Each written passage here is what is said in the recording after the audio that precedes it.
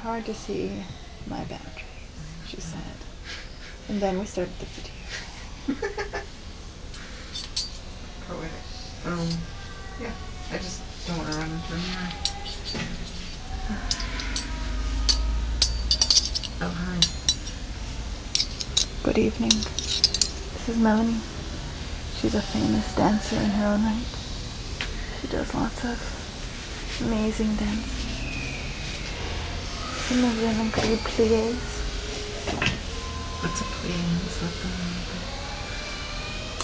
Sometimes she does rambouilletons. Once again, an amazing rambouilletons from Melanie. Graceful animal, creature of the night and day.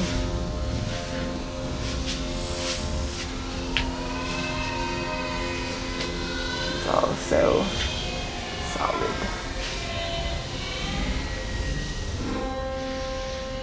I don't know if I sense a balance. Her hands are delicate. Outside.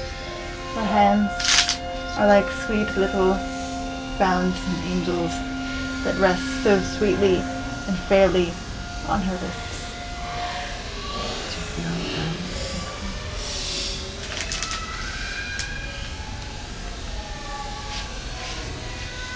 She practices for her next horn song. It goes a little something like this.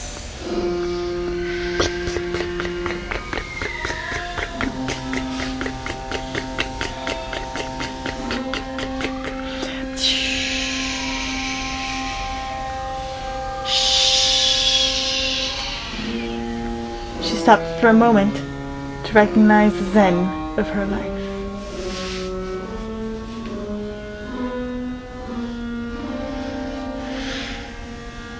She is one with all of nature, humanity, and herself.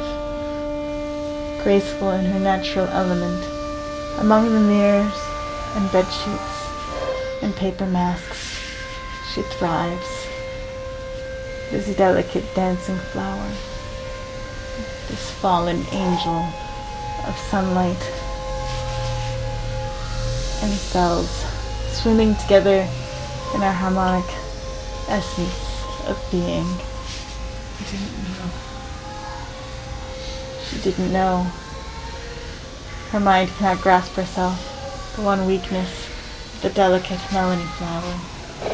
She is but a movement, an ocean, complete with instinct, and some connection to another world we cannot see, cannot know, not even she can. Delicate and strange, she rides the tides that surround her, some of them angular and broken.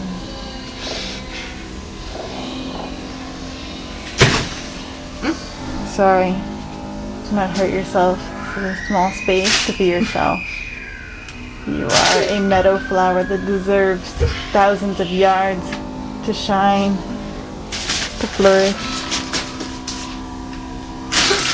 Small pile of paper deserves kicking, thrusting, any sort of combat.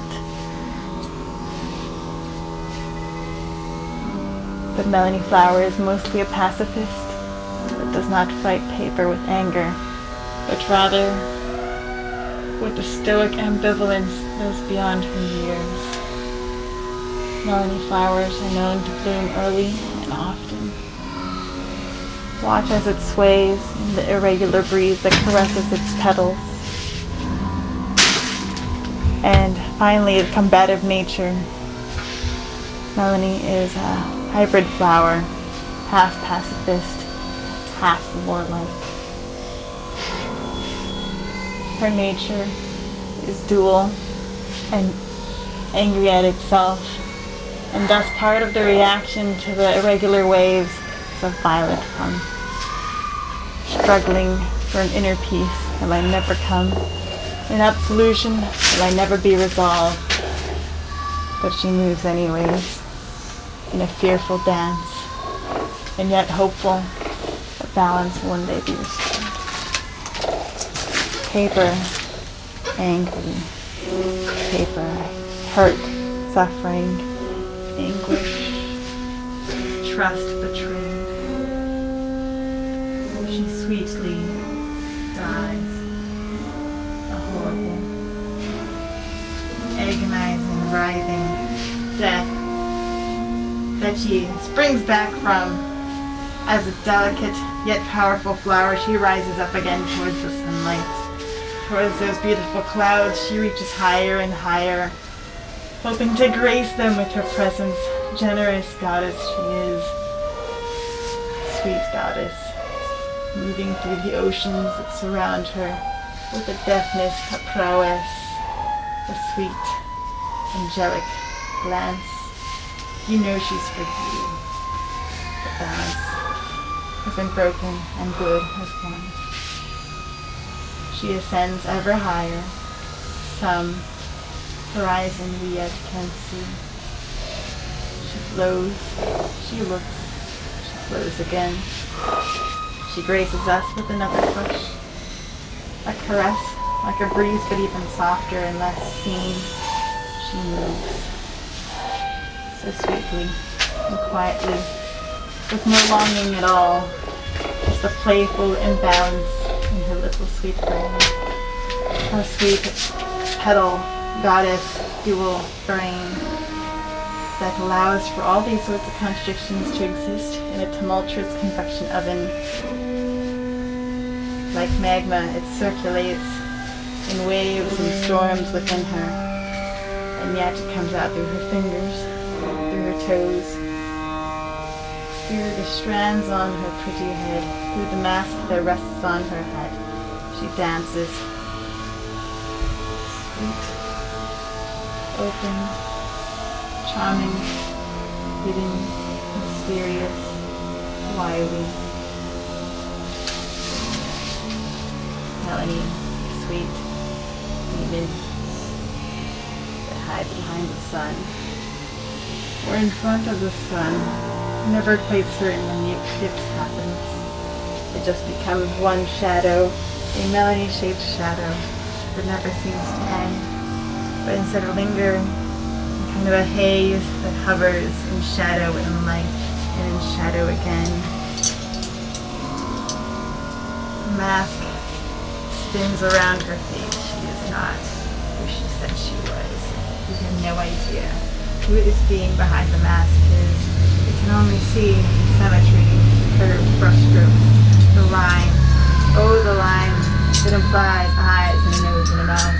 But they're all an artifice dreamed up by some equally mortal being.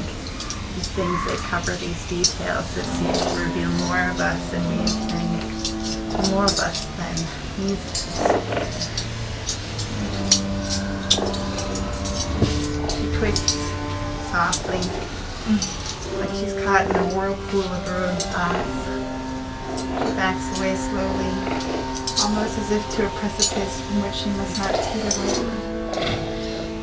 She stops cautiously, as if stalking death.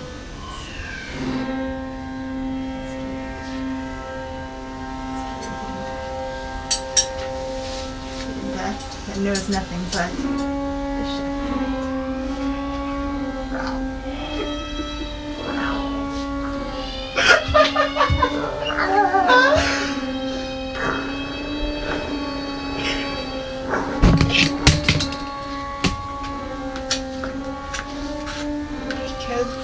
Chef Cat is here.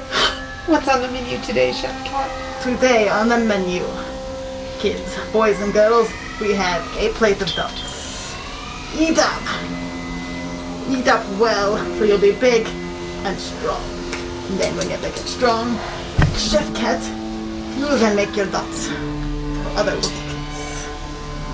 Those little kids will know only the best, the brightest, the most Chef Cat things in life.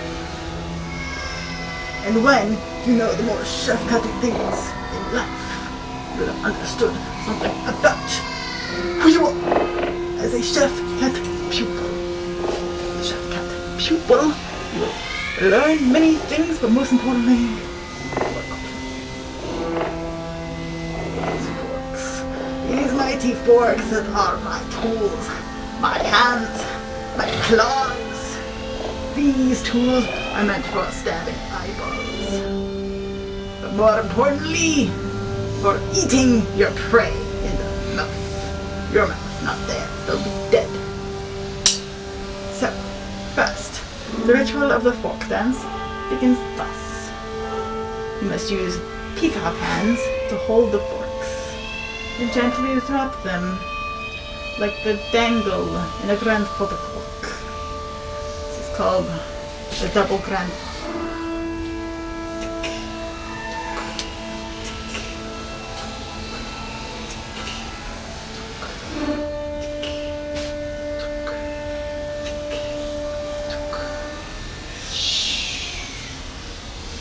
We moved right into the parallel universe colliding fork dance.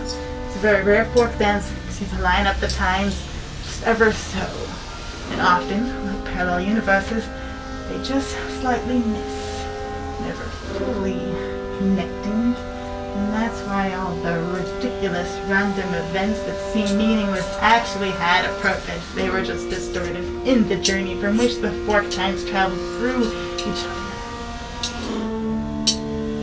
That is a very complicated fork dance move with a whole philosophy lifestyle behind it. As a chef cat, I can tell you it is a very hard lifestyle to understand.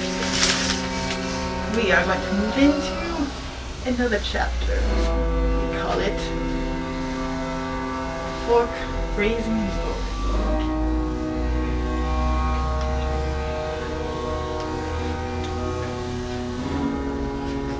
Raise the fork. Lower the fork.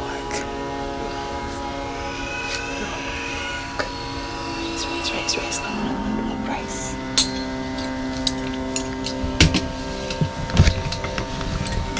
In the end, you'll have two forks, and you'll try to hold them in one hand.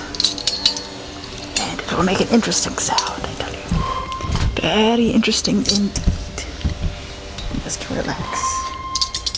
Because the forks will have a purpose later. Around the head.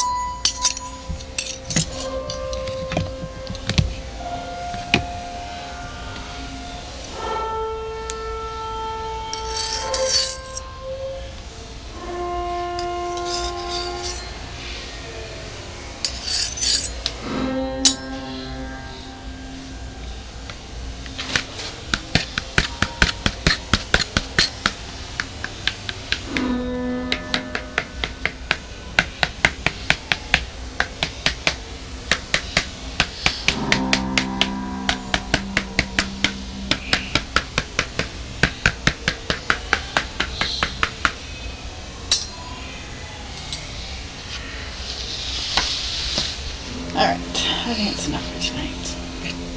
What if I take my glasses off and I put it really close to my face? I get this weird illusion that I'm closer to everything. Because it's almost a natural field of view. That's fascinating.